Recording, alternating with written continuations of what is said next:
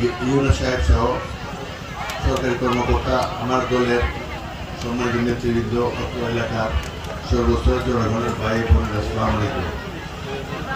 আমাদের চুনারগড়ের ইতিহাসে, কারণ আজকে ভার্চুয়াল অনুষ্ঠানের মাধ্যমে মাননীয় প্রধানমন্ত্রী আমাদের চুনারগড়কে অন্তর্ভুক্ত করে আমাদেরকে সম্মান দেখাইছেন, মমতা দেখাইছেন, ভালোবাসা দেখাইছেন। আমরা হবিগঞ্জবাসী ওনার কাছে কৃতজ্ঞ।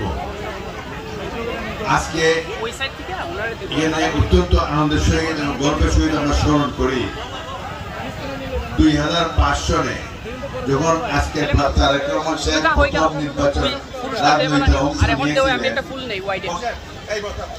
বৃহত্তর সিনিয়র প্রথম সফল করেছে এবং চুনারগড় মাধবপুরে একসঙ্গে সকাল থেকে রাত্রে পর্যন্ত প্রায় 12টা মিটিং করেছিলেন।